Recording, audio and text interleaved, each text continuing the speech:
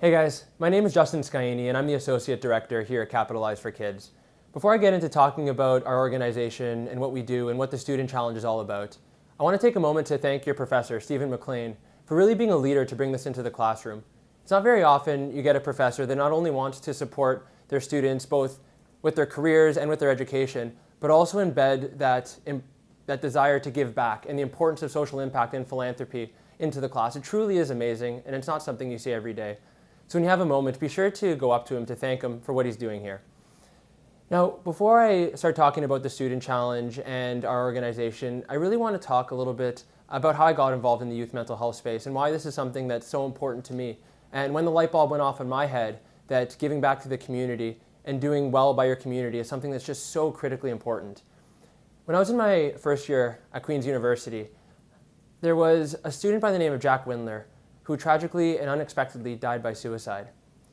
No one knew that Jack was struggling with a mental illness, but this was something that happened on the campus. And Queen's being a very tight-knit community, much like Acadia University is, everyone sort of heard the story of Jack. Now, I didn't know Jack personally, but again, I heard the story.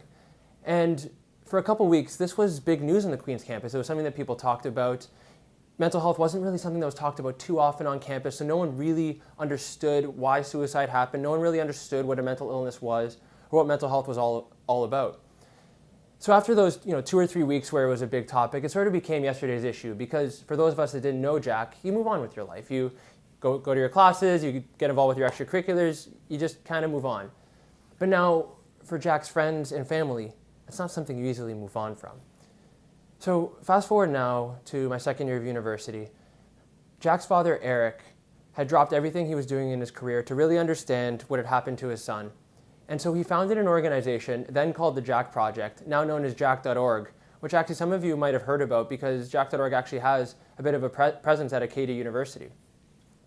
So I met Eric in my second year of school and got involved with one of the initiatives he was running with jack.org. And that's when I really started to understand what had happened to his son Jack. And that's really when I really started to understand what mental health was all about. And after numerous conversations going back and forth and learning about some of the stats of mental health, that 1 in 5 people are going to experience a mental illness in their lifetime. And when you incorporate brain conditions such as brain injury and other conditions, it's actually 1 in 3 people that are going to experience a brain or mental health condition in their lifetime. It really struck me how big of an issue this truly was for young people from ages 0 to 24 and beyond that. And so I kept thinking about it, and it sort of dawned on me that I was actually a big part of this problem. I was judgmental. I didn't understand what a mental illness was. I wasn't there to listen to friends if they were actually struggling with something because mental illness or symptoms from a concussion weren't something that you can see. But once I educated myself, the light bulb went off that I was a big part of why there was such a big stigma, why people weren't reaching out for help. And when I had that realization, I knew that I had to be part of the solution as well. And that's sort of when the light bulb went off in my head that I needed to do more for the community and really give back. And so I continued to stay involved with jack.org throughout university and continued to stay very heavily involved in the children's brain and mental health space for the years to come. After I graduated, I spent 2.5 years in management consulting, and that's when Capitalize for Kids came up. I joined the organization in February, and Capitalize for Kids and how it got started is quite a remarkable story. It goes back to 2013. It was founded by 2 gentlemen, Jeff Gallant and Kyle McDonald, both currently in their late 20s.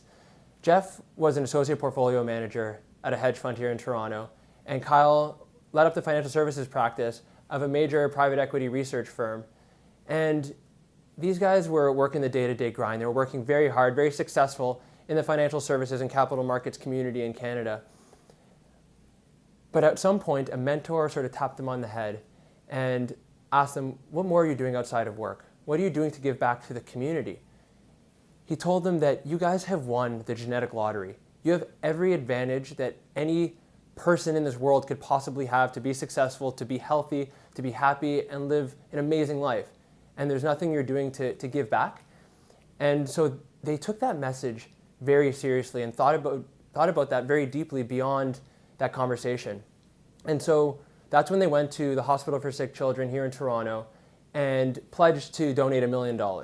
Now, they made this pledge without much of a plan to do so. So once they made that pledge, they had to figure out what they were going to do. And since both of them were so well versed in financial services, they identified this niche, this missing gap in the Canadian capital markets community where they could actually jump in to raise some funds for the cause. And that's when they came up with this idea for an investors conference. There are investors conferences that existed around the world, but there wasn't a major one here in Canada, so that's what they decided to do. And for the first 2 years of Capitalize for Kids, it was all about hosting that investors conference, raising $1 million and donating it to the Hospital for Sick Children. Well, over the past year, our team's been working really hard to really focus our social impact effort and really focus our organization.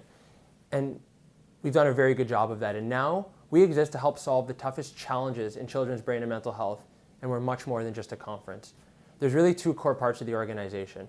There's how we generate revenue, and then how we allocate those funds to have a social impact. On the revenue generation side, the Investors Conference remains the biggest source of funds, which raises around $1.5 million each year. And the Student Challenge, which I'm going to talk about in just a few minutes, is the next big source of fundraising that's going to help us have an even bigger impact in the field of children's brain and mental health in Canada. We allocate the funds to two core social impact programs. There's our funding program. We fund early stage research and programming that could fundamentally change how we understand the brain and how we deliver services to children.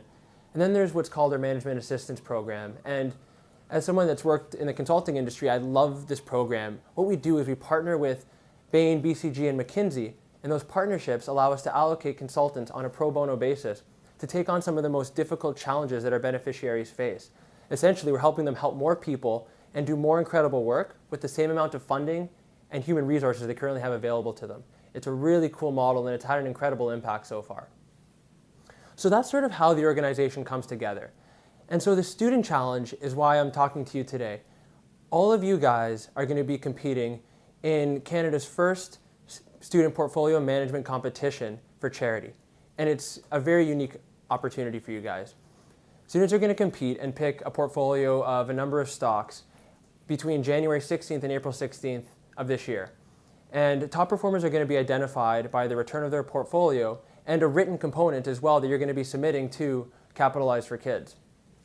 And top performers are going to get introductions to mentors, and the top 30 are actually going to have their resume screened by 12 of the top financial services companies in the country. And upon a satisfactory resume screen, you're actually going to be offered job interviews for real jobs, internships, full-time positions.